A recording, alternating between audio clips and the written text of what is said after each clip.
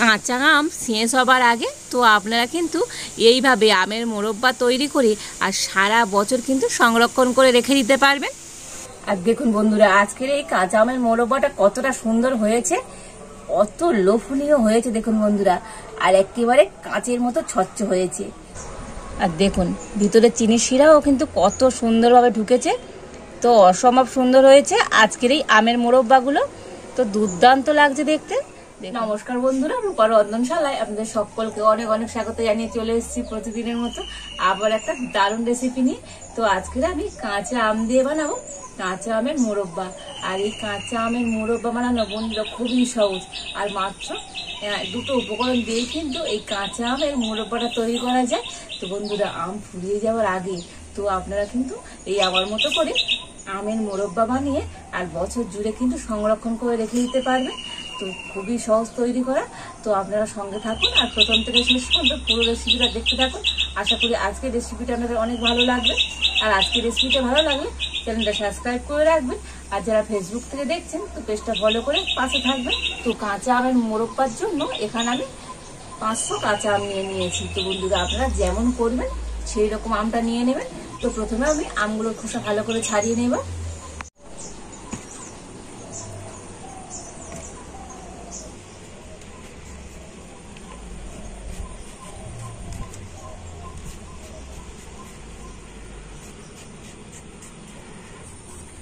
তো দেখুন আমের খোসাটা কিন্তু খুব ভালো করে ছাড়িয়ে নিয়েছি, আর এবার আমি আমটাকে এরকম মাঝখান থেকে কেটে নেব।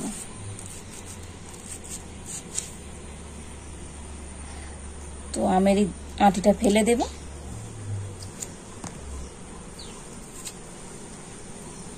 তো দেখুন আমটা কিন্তু এইভাবে কেটে নিয়েছি।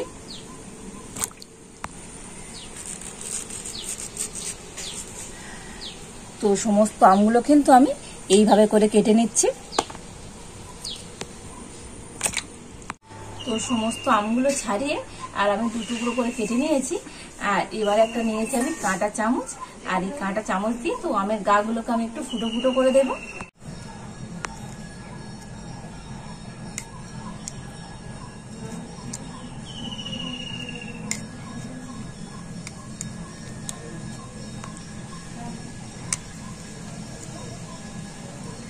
তো দেখুন এইভাবে করে আমের পুরো গাটা কিন্তু ফুটো ফুটো করে দিতে হবে।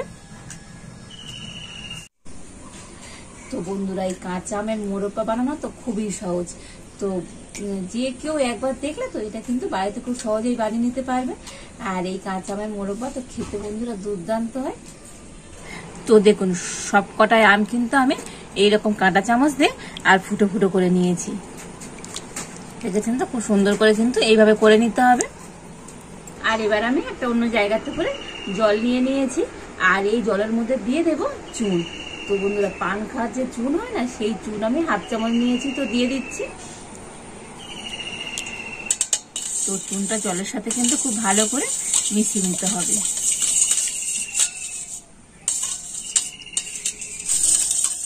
তো দেখুন চুনটা কিন্তু জলের সাথে খুব ভালো করে মিশিয়ে নিয়েছি।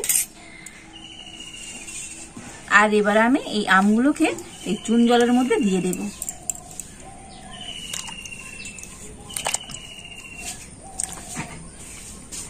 আর এখন আমি এই আমগুলোকে এই চুন জলের মধ্যে 30 মিনিট ভিজিয়ে রেখে দেব।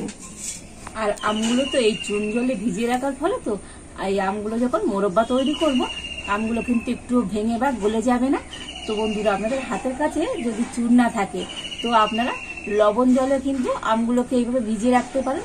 তো সেক্ষেত্রে লবণের পরিমাণটা একটু বেশি নিতে হবে, আর সময়টাও কিন্তু বেশি লাগবে। মোটামুটি 2 ঘন্টার মতো আপনাদেরকে কিন্তু এই আমটা ভিজিয়ে রাখতে হবে। আর চুন জলে রাখলে 30 মিনিটের মতো রাখলেই হয়ে যাবে। তো 30 মিনিট এখন আমি এইভাবে আমগুলোকে চুন জলের মধ্যে ভিজিয়ে রেখে দেব। তো দেখুন এই আমগুলোকে তো আমি কিন্তু 30 মিনিট এইভাবে চুন জলের মধ্যে আর ডুবিয়ে রেখে দিয়েছিলাম। আর এখন দেখুন আমগুলো না অনেকটাই কিন্তু শক্ত হয়ে গিয়েছে। তো দেখুন দেখেই বুঝতে পারছেন কতটা শক্ত হয়ে গিয়েছে। আর চুন জলের মধ্যে এরকম ভিজিয়ে রাখলে তো আমগুলো কিন্তু খুব সুন্দর শক্ত হয়ে যাবে। আর এবার আমি হাত দিয়ে নিগড়ে সমস্ত জলটা বার করে দেবো। এই যে ছিদ্রের মধ্যে কিন্তু অনেক জল আছে, ভালো করে হাত দিয়ে চিপে এরকম জলটা বার করে একটা অন্য জায়গাতে করে নিয়ে নেব।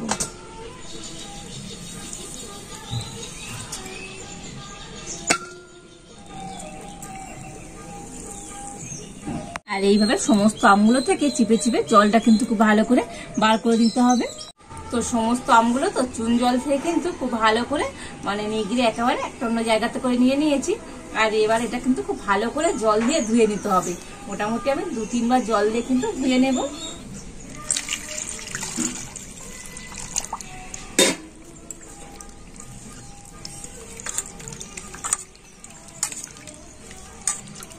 তো দেখুন বন্ধুরা, এই একটা দুটো আম একটুখানি কিন্তু পেকে গিয়েছে, মানে একটু হলুদ হয়ে গিয়েছে।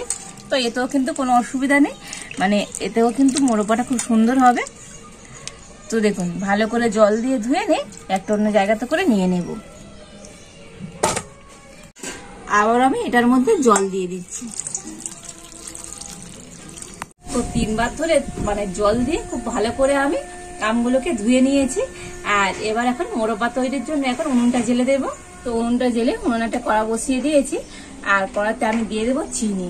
তো বন্ধুরা, এখানে 1 বাটি চিনি নিয়েছি। তো রোজন হিসাবে কিন্তু 250 চিনি আছে, মানে যত আম নেবেন তো তার অর্ধেক কিন্তু চিনি নিতে হবে। তো আমি এখানে যেহেতু 500 আম নিয়েছি, তো সেই জন্য এখানে 250 চিনি নিয়েছি। আর এই চিনিটা এখন আমি কড়াতে দিয়ে দেব। আর এই একই বাটির মাপ করে দিয়ে দেবো আমি 1/2 বাটি জল, মানে যত চিনি নেবেন তার অর্ধেক কিন্তু জল দিতে হবে।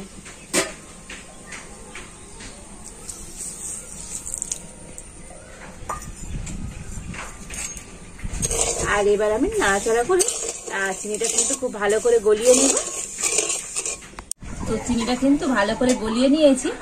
আর এবার আমি এই চিনি রসের মধ্যে দিয়ে দেব তেজপাতা, আর অল্প একটু দিয়ে দিচ্ছি এলাচ, দারচিনি আর লবঙ্গ। এতে করে তো আমের মোরব্বাটা না খুব সুন্দর একটা ফ্লেভার হবে। আর দেখুন চিনি শিরাটাও কিন্তু মানে হালকা ফুটতে শুরু করে দিয়েছে।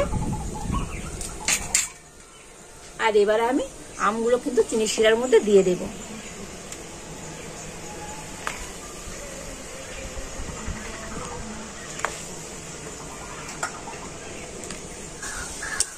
আর এবার আমি আমগুলোকে চিনি শিরার মধ্যে কিন্তু 5-7 মিনিট একটু ভালো করে ফুটিয়ে নেব। তো আমি একটু আমগুলোকে ঢাকা দিয়ে সিদ্ধ করে নেব। আর এই সময় উনুনের জাল কিন্তু মানে মিডিয়ামে রাখতে হবে, খুব বেশি জোরে জাল দিলে হবে না। তো মিডিয়াম জাল দিয়ে তো 5-7 মিনিট আমগুলোকে এইভাবে আমি একটু সিদ্ধ করে নিচ্ছি। তো 7 মিনিটের মতো আমগুলোকে একটু আমি সিদ্ধ করে নিয়েছি।